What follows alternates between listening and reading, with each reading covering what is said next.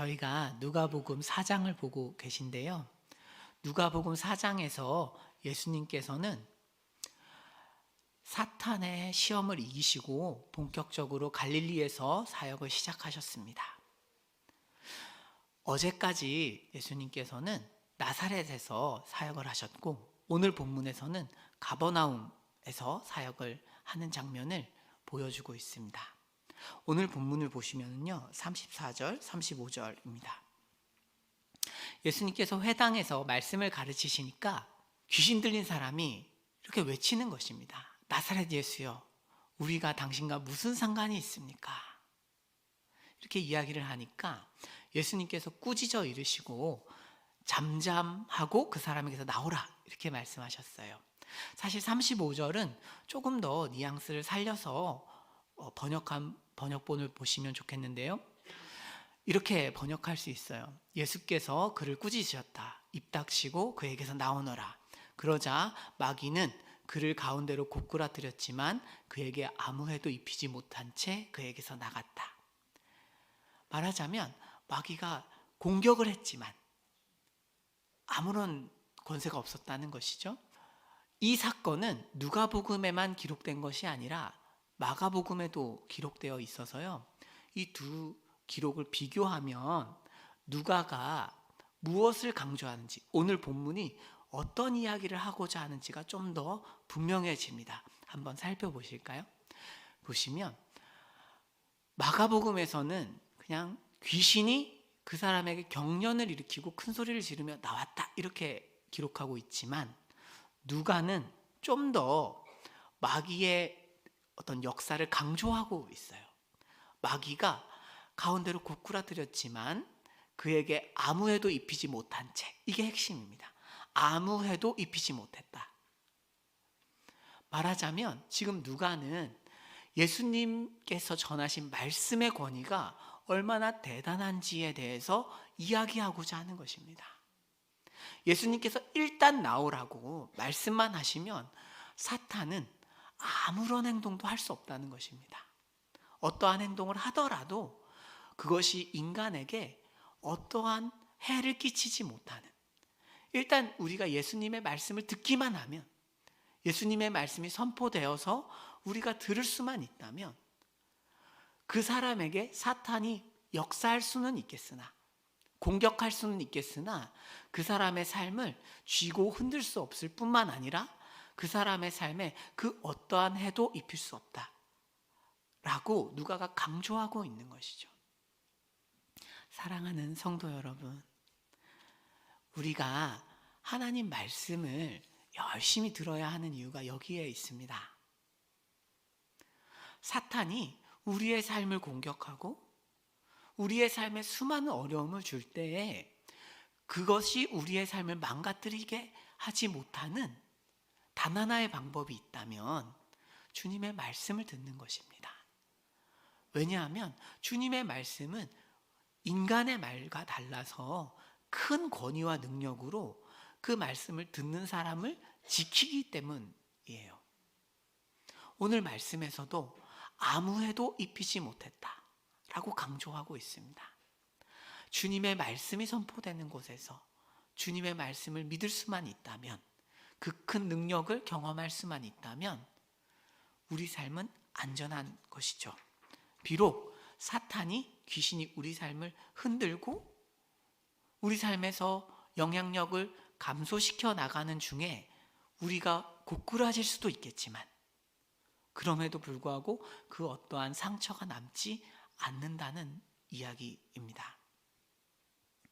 오늘 본문에서 우리 주님은 말씀으로 사람을 고치시는 분이십니다. 오늘 우리가 여전히 사탄에게 공격받는 부분들이 있어요.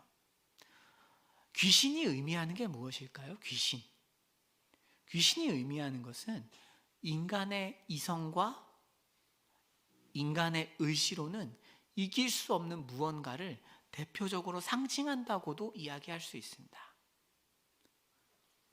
귀신 역사다. 이것은 꼭 그 당시에 귀신 역사만을 생각할 것은 아니고 오늘 우리가 우리의 이성과 의지로 해결할 수 없는 모든 일을 대표하는 것입니다. 때로는 삶이라는 게 참 아이러니해서 죄인 줄 알면서 죄를 짓고 이것이 나쁜 행동인 줄 알면서도 하는 것이 인간입니다. 방금 말씀을 들었어도 이게 아닌 줄 아는데도 죄를 저지르는 것이 사람입니다. 우리는 그것을 중독이라고 부릅니다. 중독. 게으름에 중독되어 있고 죄에 중독되어 있고 갈등에 중독되기도 하고 잠언에서는 다툼을 던진다고도 표현하는 사람이 나오는데 다툼을 던지는 것에 중독된 사람들도 있습니다. 그럴 때 우리 마음의 죄들을 어떻게 구원할 것인가? 주님께서 말씀으로 구원하신다는 것이죠. 오늘 나도 어쩔 수 없는 내 문제 앞에서 마음이 힘겨운 분들이 계시다면 주님 말씀을 들으시기로 작정하시면 좋겠습니다. 그럴 때 주님이 일하실 것입니다. 귀신 들린 사람을 생각해 보시면 이 사람은 귀신에게 벗어나기 위해 한 행동이 없습니다. 이 사람이 잘한 일은 회당에 앉아 있은 것이죠. 회당에 앉아 있었더니 주님을 만난 것이죠. 그것이 이 사람을 구원하게 만들었습니다. 예배의 자리를 지킨다는 것이, 그리고 그곳에서 정말 권위 있고 능력 있는 주님의 말씀을 듣는다는 것이 이렇게 강력한 힘이 있다는 것이죠. 오늘 본문에서 뿐만 아니라 사도행전에서도 비슷한 이야기가 나옵니다. 사도행전 14장 8절부터인데요. 루스드라에 발을 쓰지 못하는 한 사람이 앉아 있었습니다. 이 사람은 나면서부터 걷지 못하는 사람이에요. 걸어 본 적이 없다고 성경은 기록합니다. 그런데 이 사람이 회당에서 바울이 말하는 것을 계속 들은 것입니다. 들으니까 바울이 주목하여 보니까 구원받을 만한 믿음이 생겼고, 그래서 바울이 이 사람에게 일어나라 이야기를 했고, 이 사람이 일어날 뿐만 아니라 걸었습니다. 성경은 주님의 말씀을 듣는 자체가 얼마나 위력이 있는지에 대해서 거듭거듭 강조하고 있습니다. 그런데 이런 또 고민도 있을 수 있을 것 같아요. 목사님, 지금까지 늘 말씀을 듣고 있습니다. 하지만 저의 병은 차도가 없고 저의 질병도, 저의 중독도 차도가 없는데 어떻게 해야 합니까? 성경의 대답은, 제 대답은 아니고요. 성경의 대답은 지속적으로 계속해서 들으라는 것입니다. 오늘 본문에서 예수님께서 한 번 가르치셨을 때 역사가 나타나는 것이 아닙니다. 31절 한번 보실까요? 갈릴리의 가버나움 동네에 내려오서 안식일에 가르치심에라고 할 때 이 가르치심에는 완곡 구문의 분사라고 해서 지속적으로 가르치셨다라는 뜻이에요. 반복해서 지속적으로, 어쩌다가 가르치신 것이 아니고 반복해서 어떤 정기적인 시간에 가르치신 것입니다. 이 시간에 가면 예수님이 가르치시는구나 라는 것을 이 가버나움 사람들 알고 있었다는 것이죠. 사랑하는 성도 여러분,